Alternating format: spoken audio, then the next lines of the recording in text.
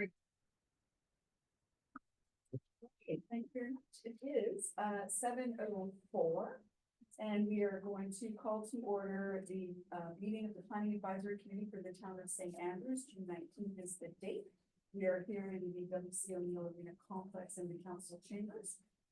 So welcome. As I look around the table to record attendance, I notice Mr. Cross is away, and surprisingly Mr. Stevens is away.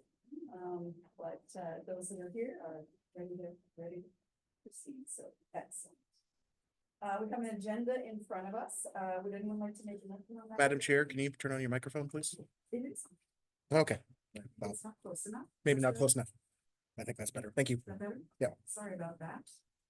All right, so we have an agenda in front of us. Is there someone that would like to make a motion on that agenda? Thank you, Councilor. Second, Mr. Tanner. Thanks.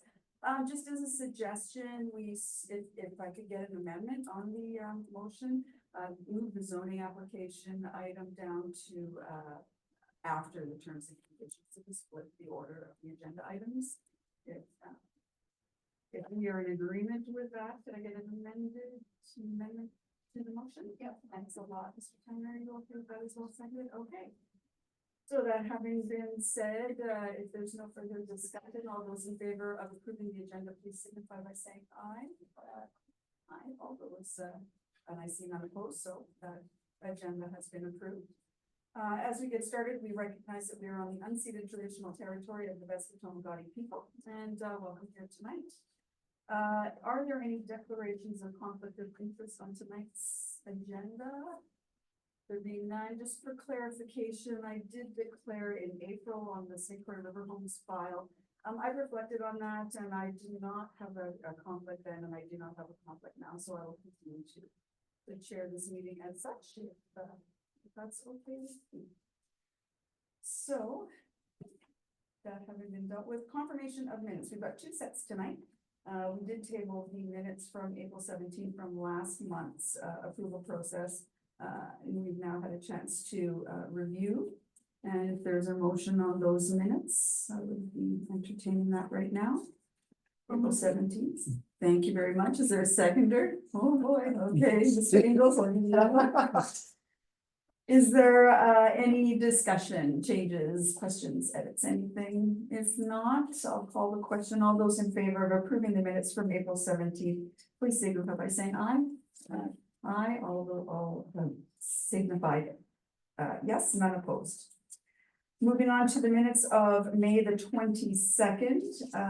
We've had an opportunity to review those minutes as well. If there's a motion on those minutes, I'll entertain that. For May 22nd, Mr. Kerr, thank you very much. Is there a seconder on this? Thanks, Mr. Tanner. Appreciate that.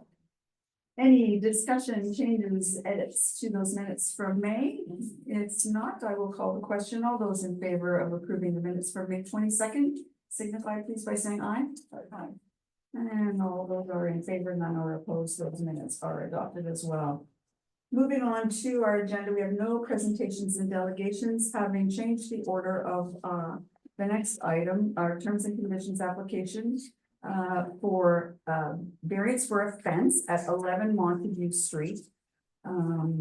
This is for PID 013192219, and we are just being asked to approve. Not a variance, is it? It's technically both. It's technically both. I'll okay, explain I'll it. just Yeah. do that. Awesome. Yeah. Thank you very much. So I will now turn it over to you then. Great. So hopefully this will be, well, obviously discuss as much as needed, but hopefully this can be a relatively quick one before what I think most people in the audience are here for. This is an application for a 6.5 foot fence in a front yard to screen a neighboring commercial property. The neighbor of that neighboring property has consented to put a fence along the property line. Section 3.213 of the zoning bylaw requires conditions for fences over 3.3 feet. This is something very familiar to this committee. One thing that was made aware to staff and then to the applicant when we discussed this with Public Works is there is a water line running right around the front of the property line, so that should be dealt with before any fence is installed. So this is the property here. This is the gas station coming to convenience here. That's the neighboring property. The fence would go along this line here. And this is kind of the area it would go, so it would run from the back of this kind of storage shed to the as far as the front property. There's a pin here, it's kind of hard to see, but the town has a right of way that extends a little bit in here, and so the applicant wants to put it up to the basically where the property pin is. And this is a site plan here, so that's the fence in question. They're doing some other work as well, but it doesn't require variances or terms and conditions or anything. So this is the fence in question here.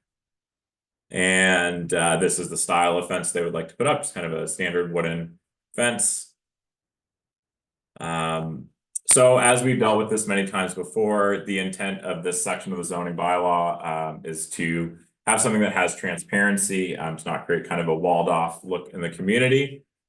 And this is kind of a unique case, and again, further points to why this section of the bylaw needs some work, because technically this fence is in the front yard, but it's running along a property line. It's not really running across the front of the property, so it is a privacy fence. It's not really meant to keep people on the street from looking in. There's a hedge there already, so the view from the street really won't be impacted. Did some neighborhood polling. There were no comments. One comment, which was oh yeah, there's looking for further clarification. When they had further clarification, said we have no issue with this. Public Works concern around the water line, and the neighboring property provided a letter saying they had no issue with the fence being on the property line. So now, typically having, if we have consent from the neighbors or from Public Works, we don't have much of an issue doing the in-house development officer variance for the setback variance. Because of the terms and conditions, it makes sense for PAC to deal with the variance as well, since you're dealing with the terms and conditions for the same fence. And so basically the recommendation is to approve the variance, allowing a fence closer than 1 meter to a lot line, apply the following terms and conditions that Public Works has contacted prior to the installation of the fence. So the water lateral can be marked, prevent damage. No fence shall be electrified or incorporate barbed wire, which is just a zoning bylaw condition. And because it will be in the front yard, I guess, and have some visibility, the fence be maintained so as to become unsightly, dilapidated, or unsafe. So that's my recommendation. Approve the variance with those conditions. That takes care of the variance and the terms and conditions in one go. Sorry, Xander. Wonderful. Thank you very much. Anyone from the committee have any questions for Mr. Logan? Yes. Is there a cost to locate the water line? Not, I mean, I think it's basically someone from Public Works comes out, sprays the water line. It's something that's typically done with these types of fences. So I'd leave it to Mr. Knopper to get more knowledge of that. It would be through you, Madam Chair, if there is a need to move the water line, that would be negotiated or worked with the landowner. But to our knowledge, no, like the fence would not interfere with the water line. It would be just marked so that they're aware of where it is and would not place it on that section. But even just located, But costs no, associated? there's no, and any water line, so the town owns to the curb stop. Anything that would be into the resident's property is the responsibility of the resident to move or change. But there's no cost to go out and market.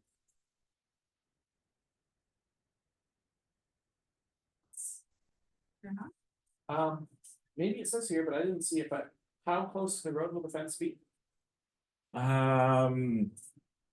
It'll be it'll be right to the right of way line. I think from the road itself, it will be 3 or 4 feet, the roadway, the travel portion, and Public Works had no concern with that. Okay.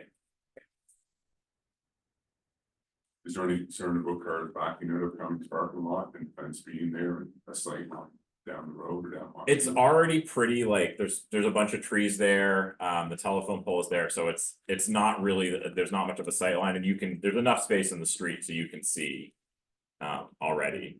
So it's definitely not changing the existing situation. So just a general comment. Because we're really screening between a commercial and residential property. Do we have anything in the bylaw that talks about that? When you have new commercial uses, there would be some requirements, especially where there's a parking lot. Where you have an existing commercial use and it's really the residential property next to it who's they're perfectly willing to put up the fence, and it's again a new new commercial use, there are screening requirements, but for an existing one, where they're, I know that the gas station's been there for a while, I think there were variances at the time. There's no requirement to where you have an existing use. It's basically grandfathered in.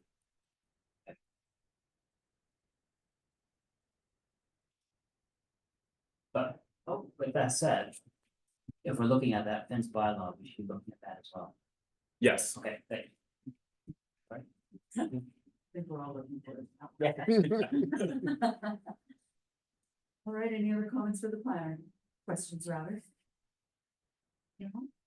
Is the applicant here tonight from 11 Montague? Oh, hi. Did you have anything you wanted to offer the committee? No, I think Xander covered everything. All right, wonderful. Anyone have any questions for the applicant? No? Anyone from the general public want to offer some comments on this file? Anyone online? No, well, we have 3 online, nobody's. All right, so it's back to the committee for a motion and some discussion. I'll put a motion on the floor, okay. That the planning advisory committee of the town of St. Andrews approves the fence variance for 11 Montague Street, PID 013192219 for Tim Crosby to allow the fence to be closer than 1 meter to the property line and to add the following terms and conditions. Number 1, the applicant contacts Public Works prior to the installation of the fence so that the location of water laterals can be marked to prevent damage during installation. 2, no fence in any residential or commercial zone shall be electrified or incorporate barbed wire or other sharp, dangerous materials in its construction. And the fence, number 3, the fence shall be maintained so that it does not become unsightly, dilapidated, or unsafe. And I so thank you for that motion. Is there a second for that? Any further discussion? Hearing none, I'll call the question. All those in favor of approving the variance for the fence at 11 Montague and applying terms and conditions as indicated, please signify by saying aye. Any opposed? Seeing none. That variance, terms and conditions, all that's approved.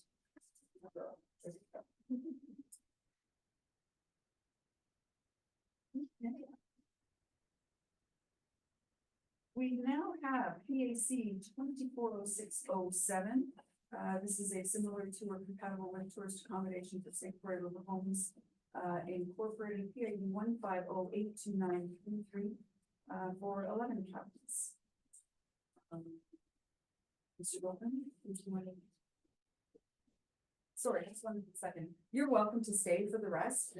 Don't feel obligated to, but you're certainly welcome to stay. Thank you. The rest. Yep, okay, great, sorry. Thank you, Madam Chair.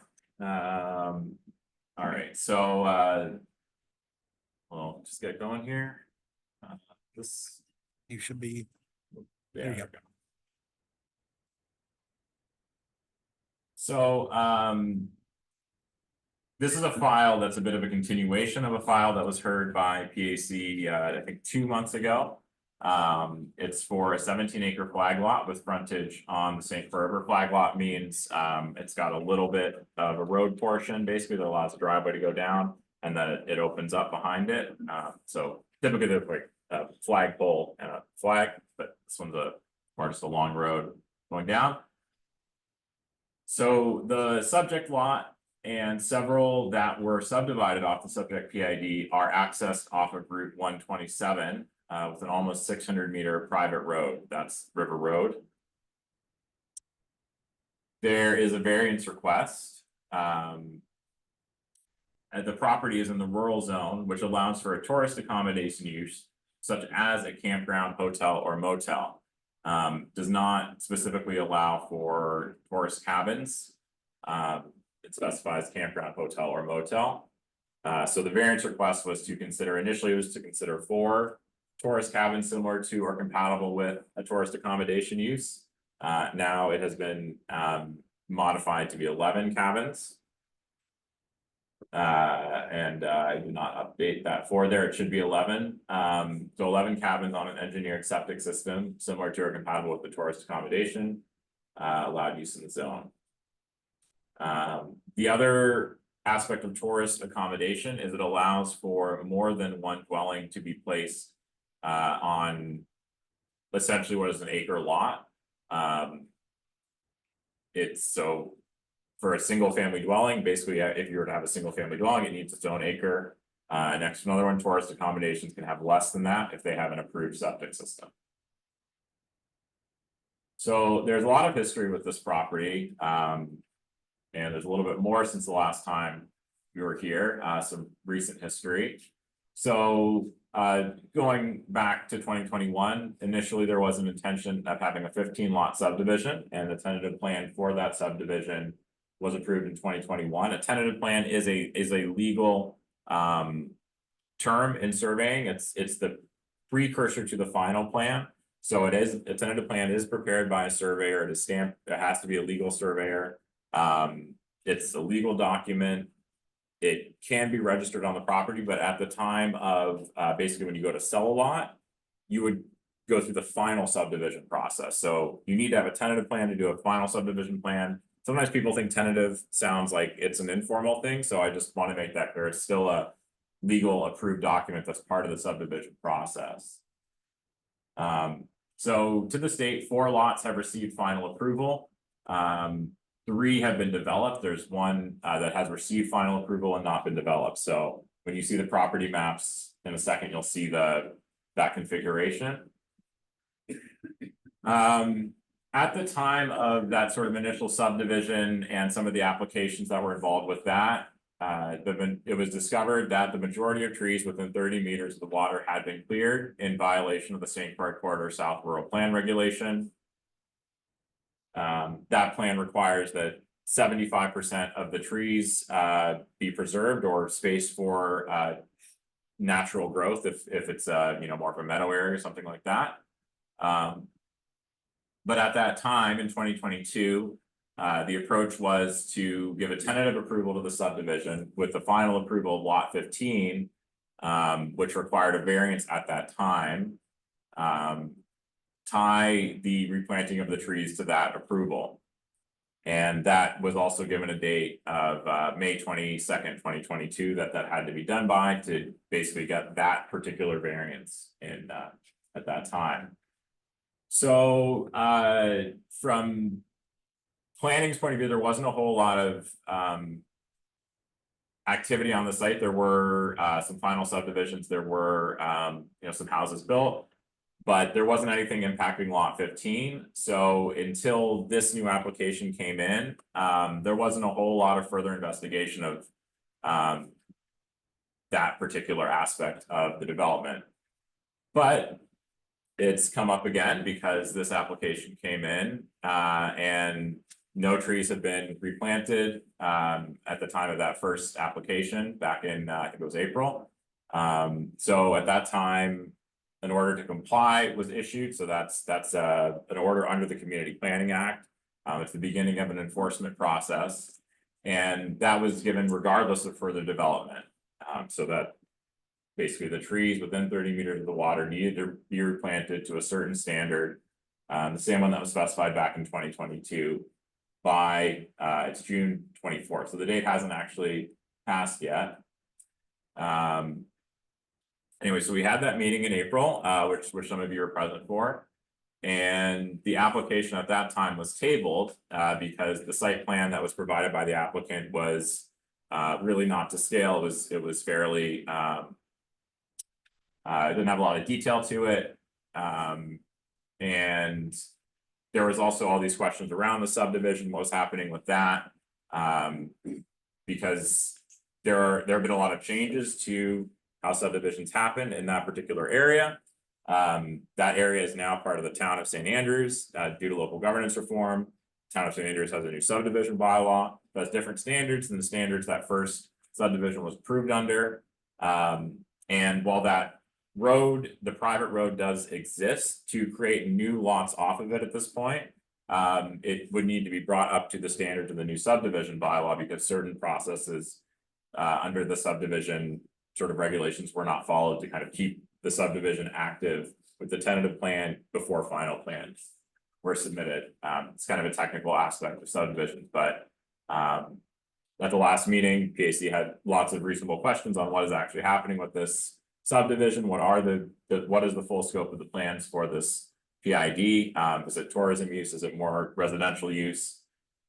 So it was tabled to get a better site plan and to have a better understanding of those further plans. So a scaled site plan has been submitted that was prepared by a surveyor.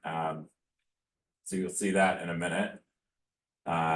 And some, but not all of the required materials regarding a future subdivision have been submitted. So there's new sort of engineering requirements even for private roads, and there's been some discussions around meeting those and the intent to, but we haven't actually gotten the plans that we would need to say, yes, we can move this forward to say this road can be further subdivided off of. And furthermore, no trees have been planted or evidence of trees even being ordered as of today. And I did go down to the site and got some pictures in a minute. It's very clear nothing has happened within that 30 meters. So again, we have the site here. So the green highlighted is the PID in question, but you can see sort of the lots that have been subdivided off of it here. And this is just a mail out. The mail out radius and some of the zoning around it, the rural zone. These are site photos back from April. You know, the drone out, and you can see kind of what it looks like within 30 meters of the shore. And then this was today.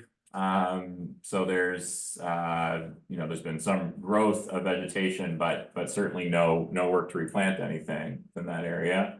And then also when I was down there, and I don't know if this is something that's sort of been uncovered with the trees being cleared, or if it's more of drainage patterns have changed now because of the work that's been done, and it's created and I can't say this for sure because I'm not a wetland biologist, but presence of cattails, which are definitely there, does indicate potentially a wetland. So that brings in a whole new set of regulations with the Department of Environment that need to be looked at. Anyways, I'll talk a little bit more about that later. This is the site plan that was submitted. So 11 cabins, septic. So I think we have 3 on one septic and then 4 on a septic. This is the style of cabins that the applicant has talked about building. And in terms of consultation communication, neighborhood polling within 1,000 meters, there's been, I think, quite a bit of communication with some of those neighbors, especially the close by ones. There are a lot of concerns around covenants that these folks have on their properties, and whether further different types of development, like a tourism use, would cause issues with those covenants. This really isn't something that's regulated by a municipality. That's an agreement between landowners. So I know that's a concern, but it's whether or not that's relevant for this committee. From a planning point of view, it really isn't. There is this history of development and what's happened on the site, which I think is relevant in terms of how to proceed. You've got the clearing of trees, which I think is relevant. Again, it goes into that history and you know, a lot of intentions without actual follow through. There are concerns around the land use. As a tourism use appropriate here?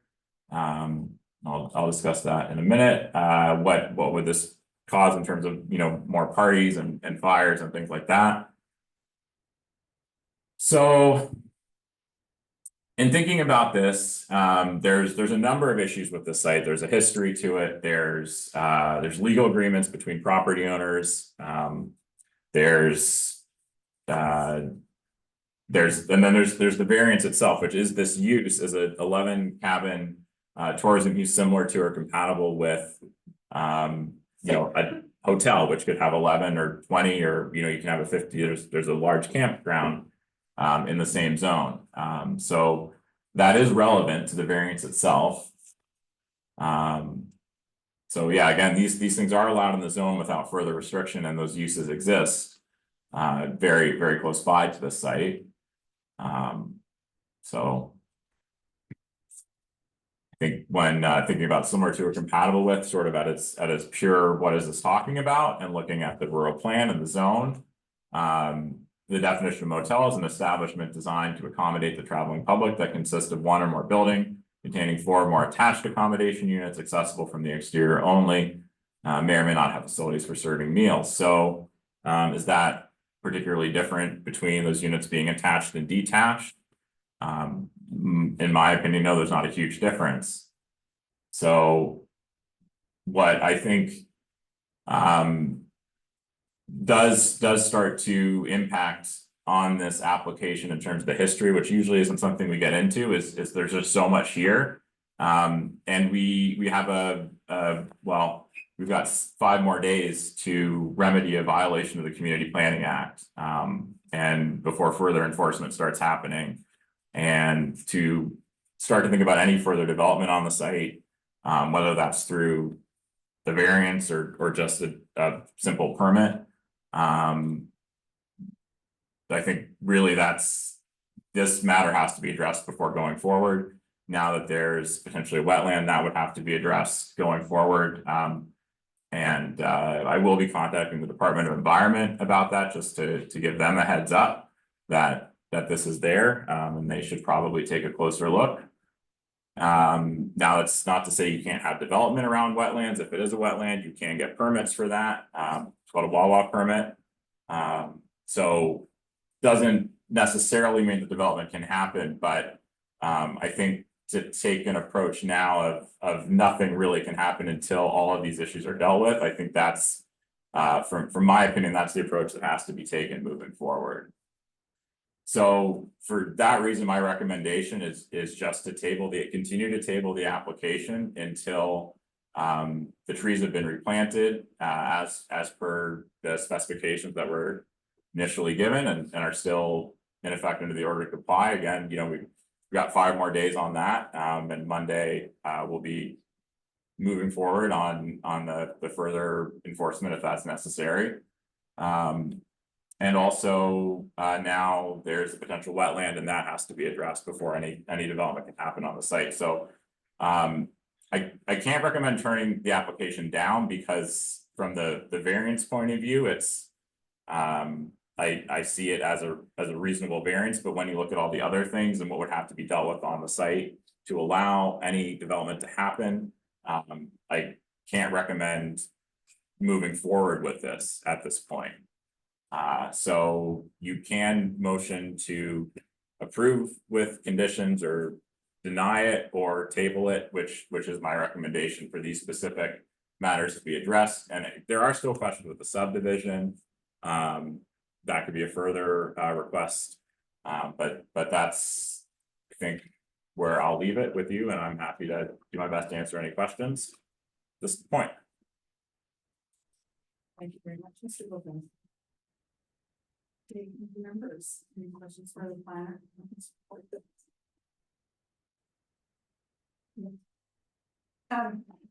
Thank you, Sandra. So in terms of the trees being replanted, does the work have to be started by the 24th or completed by the 24th? Well, I'd say the requirement is to plant trees of a certain width, a certain height.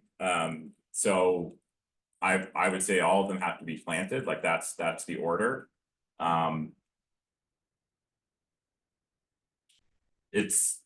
It's something in terms of enforcement that council will sort of have to give direction on how we move forward with it. if that's necessary, so, you know, again, there's still 5 days, so we'll see what happens. But ultimately enforcement of these kinds of things, now that it is in the municipality, it's gonna be a council decision. Further question? Yes. So with respect to this subdivision plan, so what I understood from our April meeting was that the renewed subdivision plan needed to be brought forward, or the subdivision plan needed to be renewed, correct? For further subdivision of lots, yes, But that hasn't happened.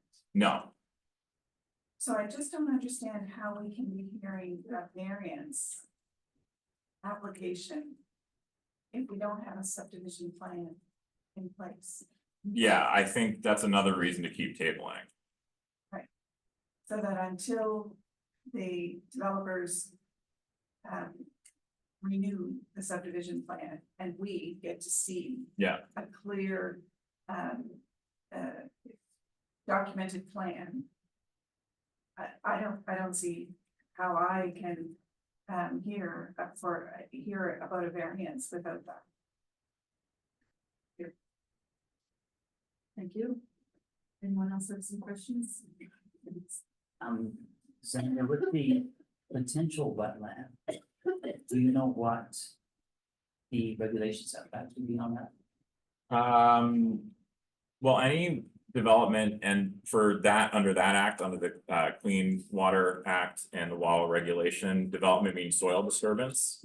That can be as shoveling, like that soil disturbance, anything within 30 meters of wetlands, and it doesn't have to be a map wetland, and this is not a map wetland, but But there's evidence of a wetland. from, you know, again, I'm not a wetland biologist, but I have discussed things with Wawa Branch before, and one thing they have told me is cattails are one of the best identifiers of a wetland. So that's enough for me to say, like, they at least need to come and make a further determination.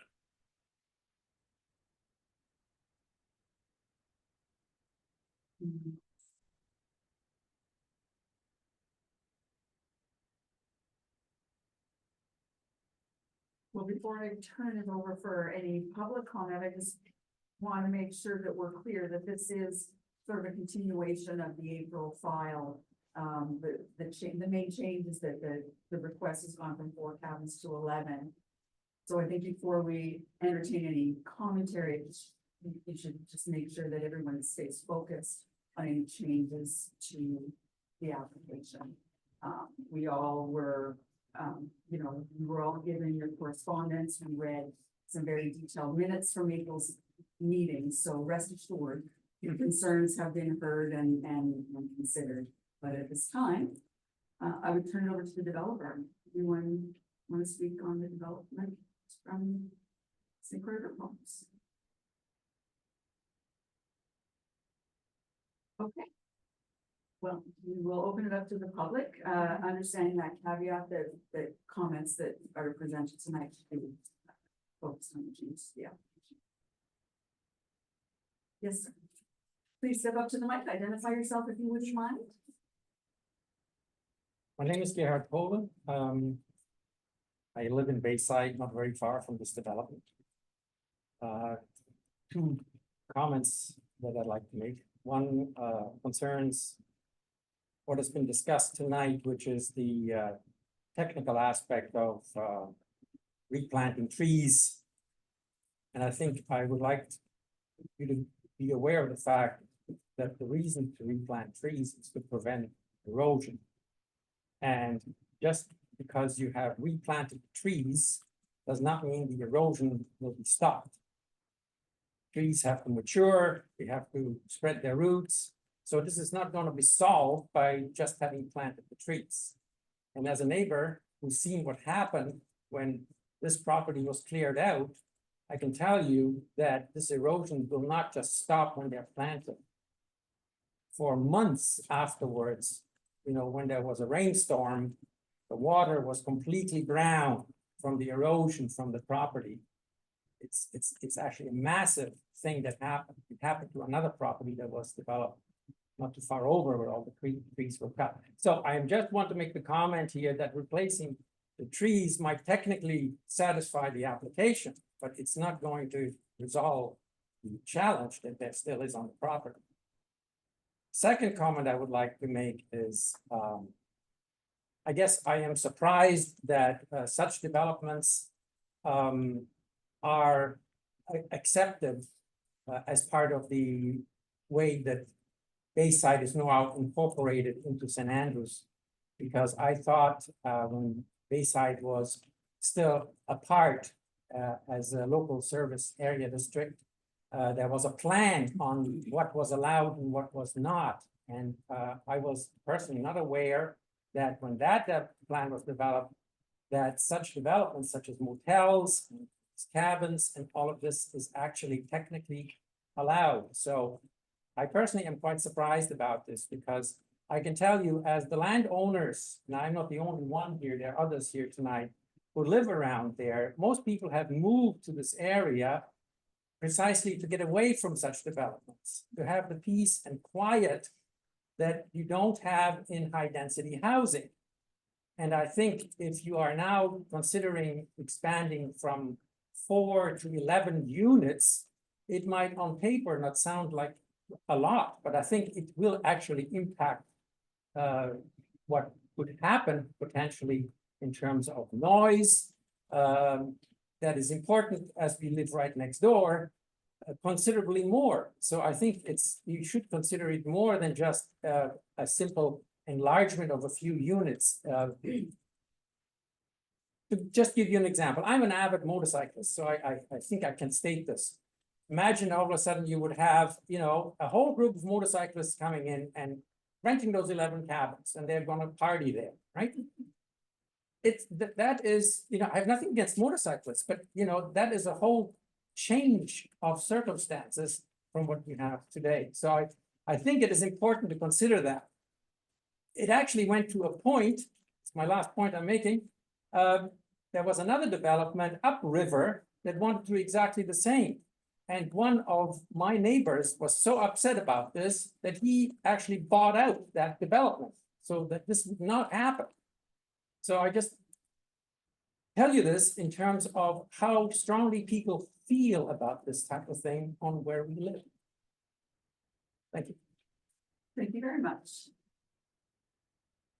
Anyone else have a presentation again regarding the changes or anything that we didn't deal with already?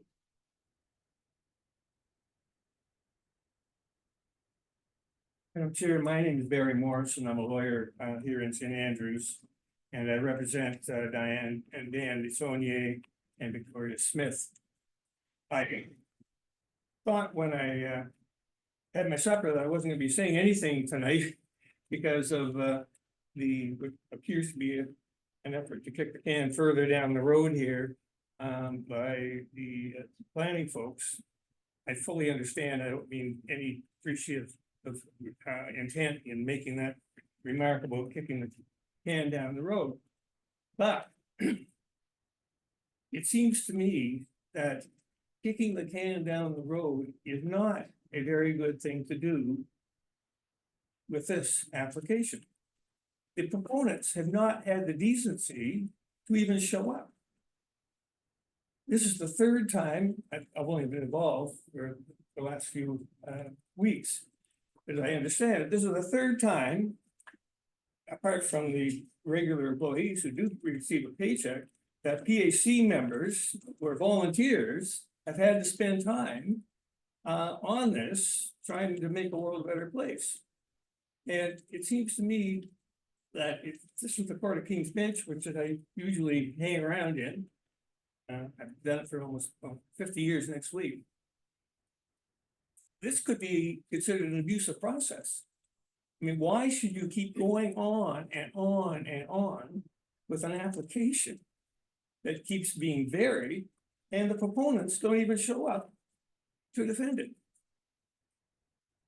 I'm not here for the purpose of making an application to have this application dismissed. But I couldn't help but think to myself, what a waste of time this is for you folks. And more to the point, what a waste of time and money for my clients. Having to come here, not be certain about what the proponents are putting forward. Time and time again. And the proponents don't show up. I can tell you that I've been retained and have been instructed to sue the proponents. And we started an action in the Court of King's Bench. And I was reluctant to provide a copy to the planning folks because it had not yet been served, but I understand it has now been served. And so I will provide you with a copy. There's a certificate of pending litigation against this particular property that they're seeking the changes to. I'm not here to give legal advice to the town or to the Planning Advisory Committee. I'm just making you aware of it, and your town solicitor can give you advice on that. But it strikes me as a citizen, I happen to live here, that your time could well be spent better dealing with people who are serious. Those are my comments. Thank you. Thank you very much. Appreciate that. Madam Chair, just for clarification, this file's only come twice. This would be the second time to PAC, just for clarification. No, Anyone else care to make some comments tonight?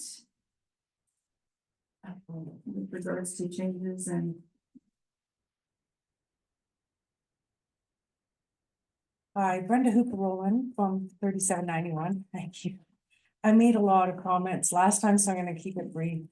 I was a little surprised to find an increase from 4 to 11. The applicant at that time had said that developing 4 chalets would cost about $1.5 million. And that he needed to do it because he wasn't making money off of the other homes. Well, now he's put an application for 11 of them. So what could be the development cost on that? If he has 15 acres, he could probably build his 15 homes and sell those homes for the same amount of money that he's looking at actually putting these chalets in. My concern is with the precedence that this is starting for developers to start a project and in the middle of it, ask the municipality to say, oh, I no longer want to do this. I want to be, instead of a single family residence, I want to be in the Airbnb business. Now, what would happen at the old Blue Moon if that first half, and then the developer said, you know what, I don't want to deal with that many renters.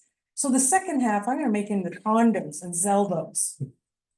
There's no difference. You're setting a precedent when you're allowing a developer to start something. They have a plan, they have a commitment, they need to follow through. And I'm asking the PAC committee to push and support the rest of us in doing so. What I didn't cover last time is that you've come back to the neighbors to see how we feel. And I didn't cover this last time, was that when they were developed, you know that they've clear cut it. Well, they clear cut 3 acres of somebody else's property. And they said, sorry, didn't know where my property line is. What developer does not know where his property line is? And then he's right up against something and then doing this, and then he's telling you guys, sorry, I didn't know I had to reapply every year. To me, that is disingenuous. He's trying to say by his actions that I don't have to ask for permission, I'm going to ask for forgiveness. And I am asking this committee to say that is not acceptable. We need a very clear plan. We need to know what's going on. And if you can spend $3 million on buildings, why can they not be from your original thing? Thank you so much. Thank you very much. Anyone else? Madam Chair, I actually have online. All right, let's go.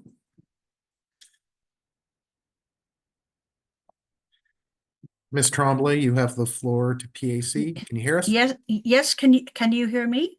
Yes, we can. Go ahead. Okay, great, thank you. I have to, I live at 39 River Road with my husband, Michelle Tremblay. And I want to reiterate all of the comments that have been made this evening. A lot of the things I was going to say have already been covered, and I really appreciate that.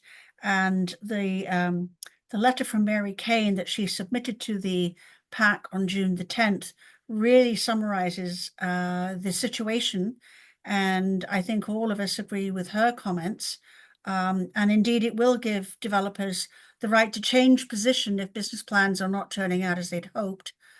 So one wonders if St. Croix is just toying with the not judicial system, but that kind of thing, and perhaps with the local community by pursuing this at very little cost to them.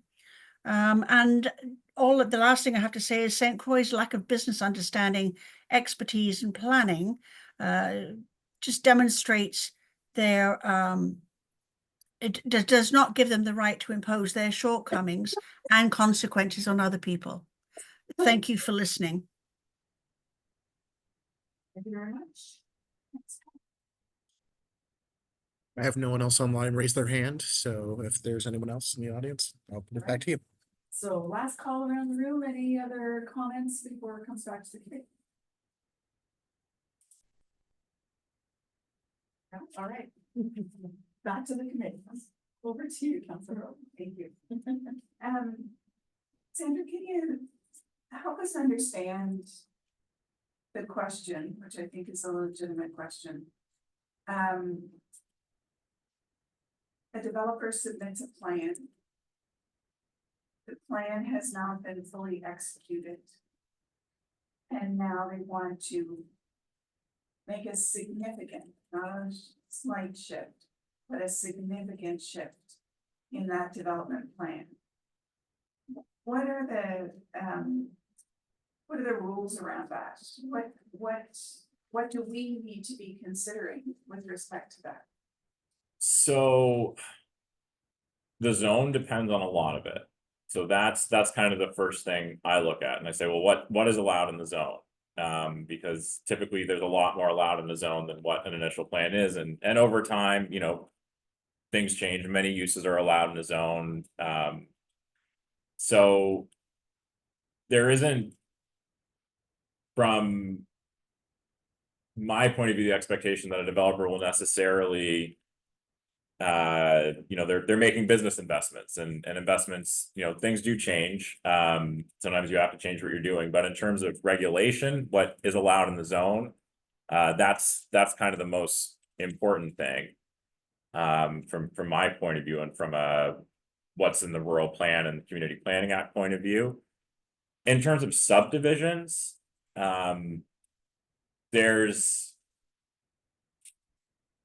it's almost reversed of you have to finish the plan. It's like, well, if you don't meet certain requirements along the way, then you start to lose the ability to finish the plan. And that's part of the situation that we're in now, because as regulations change, you know, the expectations that you started with in terms of what you're able to do, in this case, those are no longer valid expectations. And so it's like a negative power. I'm not sure if that's the right phrase for it, but there's no regulation that allows a municipality to say you have to finish a subdivision. There can be in certain cases where municipal infrastructure is involved, then you take performance bonds and things like that. So that if in the case of a bankruptcy, then a municipality can deal with at least cleaning up a site or things like that. This is I don't know if it's an entirely unique situation, but you had something that, you know, started at a local service district, still wouldn't have any municipal infrastructure. So from a planning point of view, from a what the municipality can do in terms of making sure that a particular development is completed or a subdivision plan is completed. There isn't much, unless, you know, you have conditions through a rezoning or some kind of extra process. Another question. So, and the issue of similar to and compatible with. So the struggle I have is thinking about that question in relation to what's in the zone versus what's on this property. That's drastically different. Because what's in that development are single family unit homes. And they built and purchased those homes with the idea that they were going to be living in amongst single family units. So the idea of thinking about similar to and compatible, that's pretty clear to me, it's not. Can I read you an excerpt from the Community Planning Act? Sure. To me, this is, I think, important. So section 55(1), subject to the terms and conditions it considers fit, the advisory committee may permit a proposed use of land or a building that is otherwise not permitted under the zoning bylaw or rural plan, if in its opinion, the proposed use is sufficiently similar to or compatible with a use permitted in the bylaw for the zone in which the land or building is situated. So the Community Planning Act speaks to the zone. But we as a PAC, what's the term that we've used in other? No, but we as a PAC still have the right or the ability to determine discretion, thank you, in terms of our interpretation, is that correct? I would say so. I mean, what, you know, could happen in the future, like I can't say what makes an appeal more or less valid, but yes, you absolutely should use your discretion in interpreting that.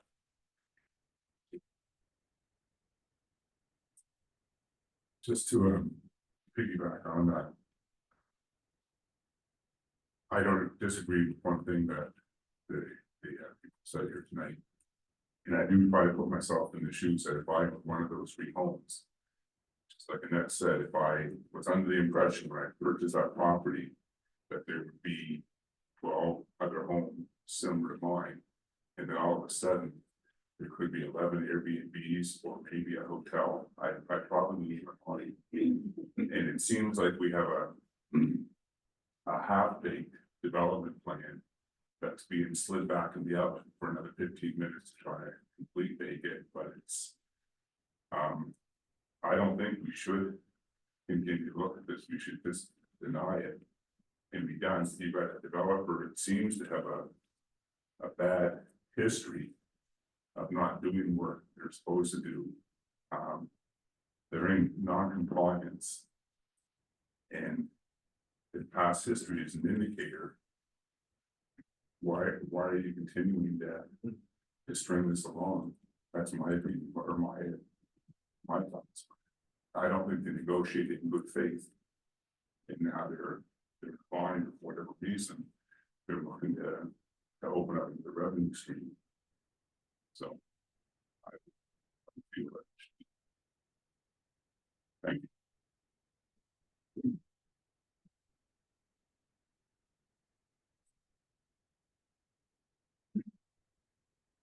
I've got to agree. I really don't think we should be talking about this in the future. I don't see how this is similar or compatible to anything in the Bayside, even Champlain area. The developer obviously has struggles, and for him not care about the environment, and replace trees for years and years to come. You know, in the past, that's very concerning. And I agree with everything that, Counselor Harland and Mr. Tanner, have also said.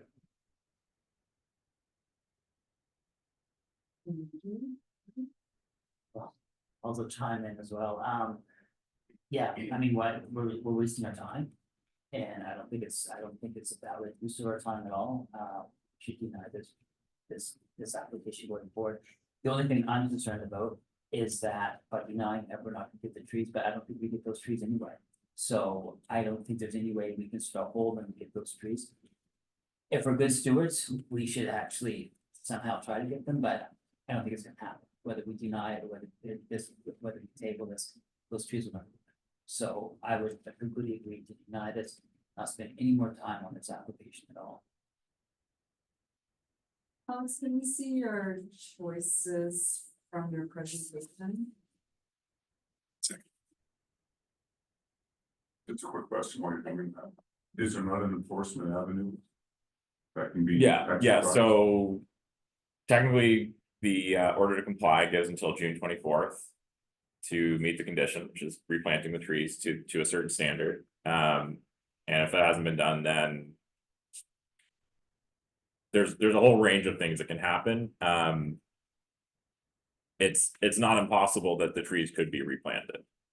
But I think partially to Dwight's point and to another point, the ecosystem that was there, like you can't replace that, and the impacts to the land and to the shoreline can't really be replaced. But yes, there are certainly enforcement mechanisms that it will be up to council to sort of deal with that. Let's make sure that we're staying within the four corners of the application. That's why those choices you have back for us. Just make sure we're reviewing and. Yeah. Okay. Madam Chair, just as clarification here, if you choose to reject, you will need to provide clarification as to why.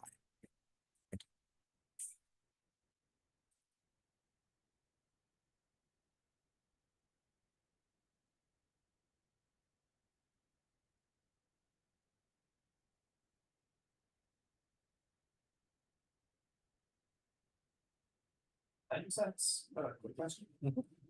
Yeah. If the applicant were in the next 4 days to replace some trees, plant some trees. How does that affect the current new wetland that may have? That that looks like it may be there. That's why my recommendation was an and, so it's. I mean, even actually, to be honest, at this point, to replant the trees, if there is a wetland there, then actually they would need a permit to just replant the trees because they're going to be disturbing the soil. So again, tomorrow I'm gonna make a phone call, the Department of Environment.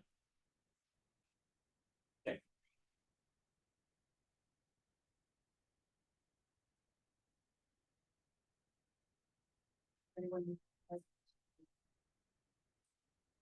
make a motion, we can still further discuss and fine tune, but I think it's important this. Can I ask a question, Mr. Moffat? Yes. So if we make a motion, we have to put the rationale in the motion? So very similar to what you've done before, I will refer to the lobster holding facility. You had a revocation motion with the subsequent reason why, and it must be tied to each other. Mhm. So you can say, you revoke with the following reasons why. And that would be a part of the whole motion.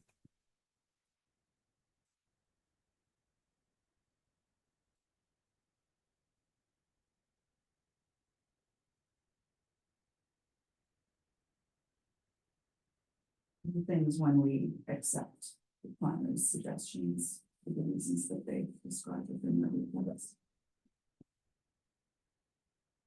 Right, that's really the other question. Based on the motion that will be brought forward tonight, can each one of us add to that motion? Or is it just the person who makes the motion? Yeah. Through you, Madam Chair, you as if the motion is put on the table, you can ask to amend and add to it. Okay. And if that's accepting of the PAC, then you would move forward as an amended motion with those conditions. Unless you want to make a motion that already includes your. Then there's no amendment. Oh, yeah, but there could be more to add to it, so I I just, see, okay, you know. that's fine, that's what the discussion portion is all about. Yeah.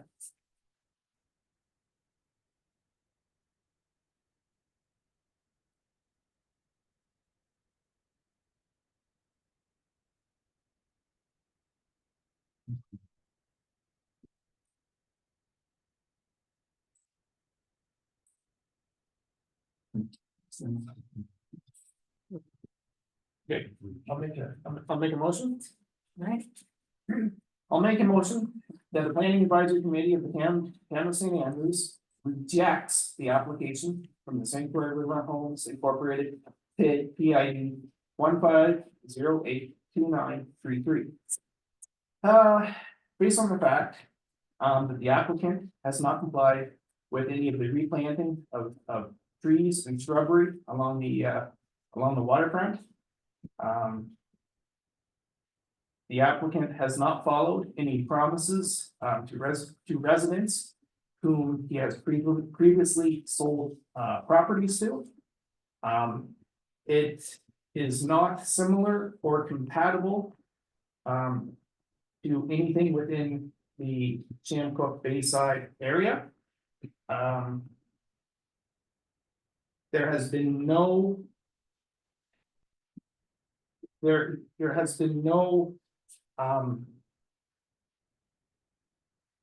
approvals of any neighbors within the mail out to coincide and go along with the 11 cabins. There has been nothing but people that are not happy and want to comply with what is being proposed.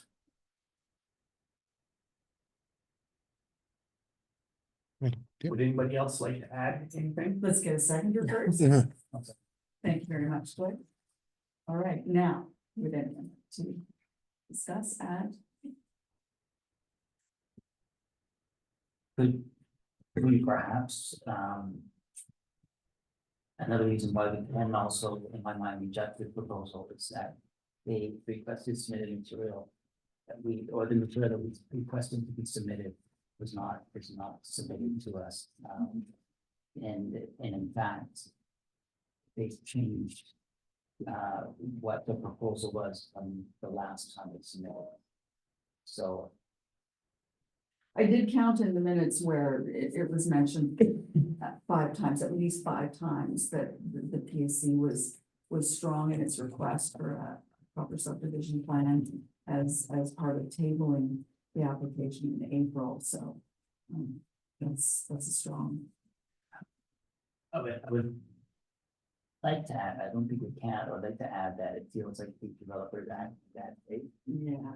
but that's maybe a personal opinion that, you know, so, but people know it now, sorry.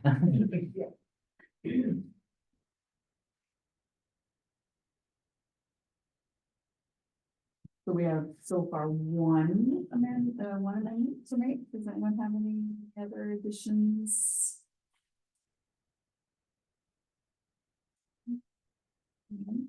I think it currently captures it. Okay. So can we have an amended motion? Who added Mr. Ingles. So, sorry, Jeremiah, if you concur with the amendment, then You can first and second it. say so, and then, Concur with the amendment. and then a seconder as well. Okay. Thanks, no, I appreciate that, buttoning it all up, very good. Okay, so we have a seconded motion to reject, amended motion in fact. If there's no further discussion from the committee, or once going twice, I'll call the question. All those in favor of the motion to reject the application, please signify by saying aye. Aye. Unopposed, that motion is carried. Okay. Here we go, we have, sign applications, we have nothing under new business, does anyone from the committee want to make some comments on tonight's record?